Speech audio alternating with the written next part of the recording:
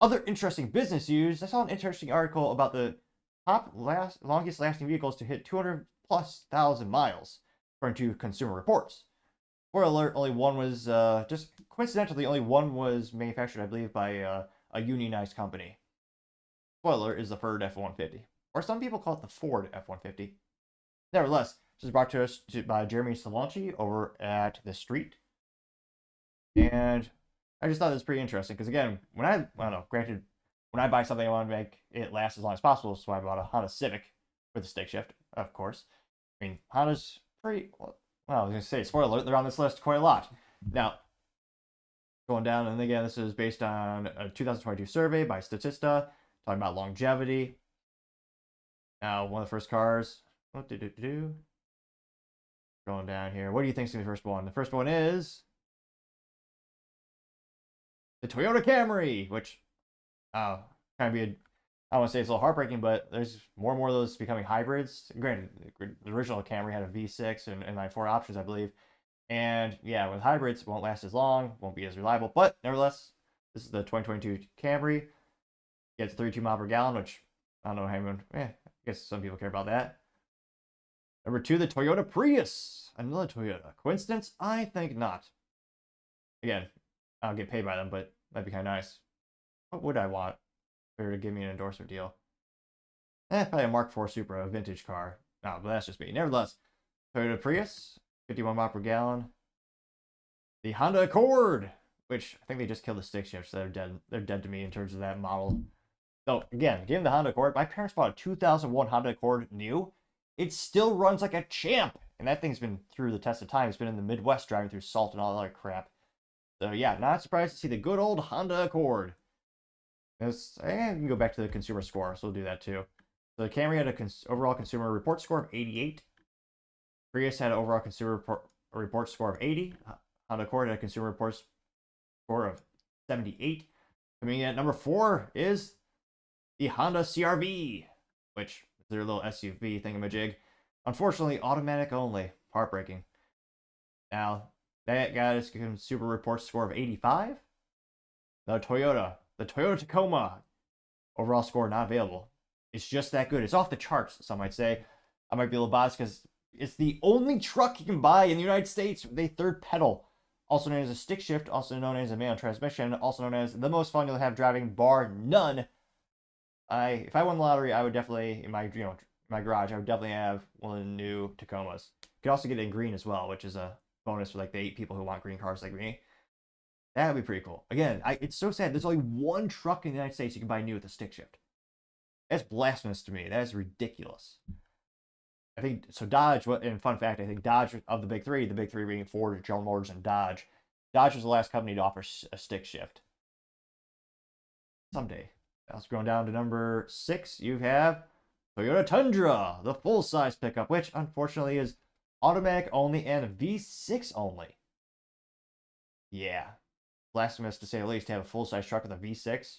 Granted, I know Dodge is going to the V6 for the 1500 series, which I think they're just bullying people to buy the 2500 and 3500, which do come with a V8, as many people would say all trucks should. And those old Tundras, I got a couple of friends with the Tundras from, what was it, the 08 era. There's a couple of those have that vehicle. I mean, and again, they had some issues when they first came out with the V8. It's drunk. Many companies do when they have a debut of a new model. But yeah, you get a good old Tundra with a V8 that's from a non-problematic year, which there are only a couple. Those things are workhorses. They just never break. They're darn near bulletproof. Going down, what's number 7? Oddly enough, they only got a consumer report score of 54. And again, that was the Toyota Tundra. Number 7 is the Toyota Corolla, which is a cool car because you can get the GR edition, which comes with a stick shift, 3 tailpipes or 3 exhaust tips, and I forget the horsepower, but they actually have a track package where, or at least in Texas, I would say the great state, or some might argue the great country of Texas, you actually get a free NASA membership, which is a great fun racing organization. Not a paid endorsement or not a paid ambassador, but just a fan I like going. They actually you get this stick shift, fun hot hatch, and they give you a free class to learn how to drive it with an instructor to sit with you every step of the way. That is a unique, cool experience. It's something that, again, GM and Ford, as far as I know, no longer do anymore. Cadillac Blackwing does have there's a one-off class, I think, But like, well, the Camaro's dead. I don't know who buys the Corvette since it only has 2 pedals. But nevertheless, the Toyota Corolla comes in, and that got an overall consumer report score of 75. What's going to be number 8? Maybe the Ford Focus. Ha, that's a joke. It was so bad they stopped making it in North America. Number 8 comes in at Honda Odyssey again. The Odyssey. That minivan, huge. Granted, it's only automatic and it's a minivan, so I would never buy it. But nevertheless, overall consumer report score of 76 for the Honda Odyssey minivan. Which, I don't know. I hate boring colors. There's so many. I swear, again, I don't like to swear. I know statistically speaking, most of the cars sold in the past couple years have been overwhelmingly white, black, and silver. Which to me, I would never want to drive one of those color vehicles. I've had a black car, and they're scratch magnets. You'll see them no matter what. But nevertheless, yeah, not for me. But nevertheless, it's a great minivan, and yeah, move a lot of product or people in there, fold down the seats. Yeah, automatic only, so disappointing. I can't believe my friends got a Honda Odyssey a couple years ago. Those things cost as much as a Corvette these days. Like, geez Louise, they've gotten pricey. But nevertheless, great reliable vehicle. They got a overall consumer reports score of 76 for the Honda Odyssey. What will the next car be? Will it be the Mustang? Will it be another? Will it be maybe it'll be a Chevrolet? Maybe. No, it's a joke. Obviously not. Coming in at number 9 is the Ford F-150. Ironically, they show the F-150 Lightning, which again is not very reliable, especially if you want a truck to actually tow stuff and last 300, 400,000 miles and actually work on the farm. Again, like every EV, it has its very specific use cases where it can be helpful. But yeah, it's ironic that they use the picture of. Again, I thought it was a car website, so they call it. They label the picture of the 2022 Ford F-150, but they don't specify it's the Lightning. Which again, if you're seeing the picture, it obviously is because the grill is filled with plastic. There's no, and then you have the big Lightning bar. The headlights is just one giant bar, and then they have a little charging port. For an EV truck, it looks okay. But yeah, that oddly enough, that is deemed reliable. Now, of course, the overall consumer reports score is 63 again for the Ford F-150. The good old Ford F-150, the most popular truck in the United States, a workhorse from a lot of farms. A lot of people love that truck. Well, a lot of them are pavement queens, let's be honest, and good grocery getters. But nevertheless, they're pretty timeless. Now, we have one final vehicle for the top 10 vehicles that are likely to hit 200,000 miles. Maybe it'll be a great Chrysler product. Maybe it'll be a Chevrolet or a Cadillac. You know what? Maybe it's a Buick. Or maybe it's a GMC. Maybe a GMC Sierra. Maybe. Or maybe it'll be the GMC Hummer EV. That's a joke. Obviously, it's not made by General Motors. Number 10 for the top cars to hit 200,000 miles is the Toyota 4Runner, which does look pretty cool because it is in green. Obviously, I'm a little biased. That came in with a consumer reports score of 63 points. The good old Toyota 4Runner. So I can't help but notice there's a lot of themes here.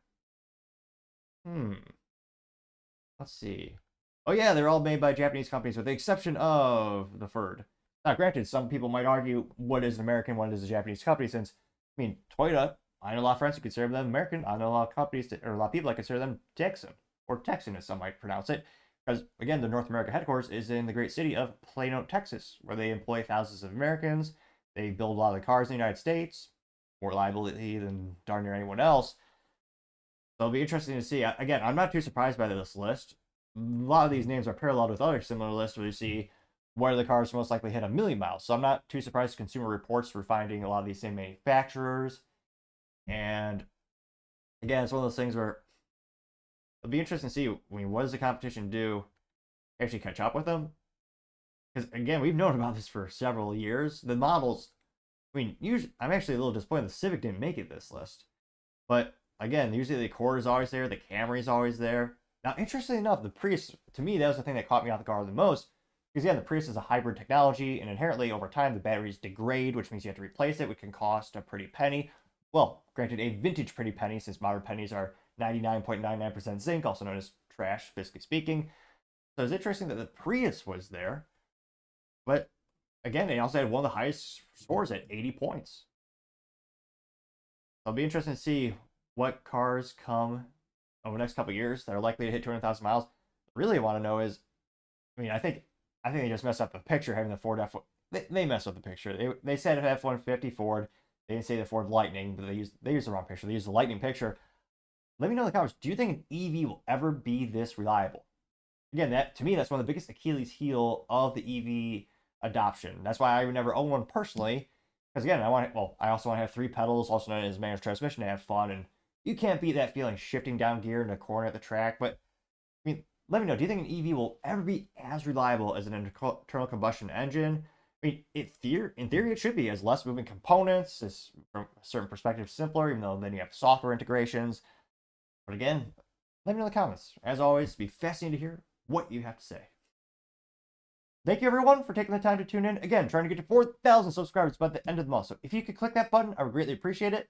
Also, leaving a thumbs up, thumbs down, or comment is a great way to give me some additional feedback, letting me know how I can make the show better and better.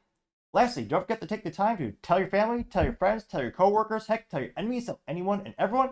Just stay safe, fight the good fight.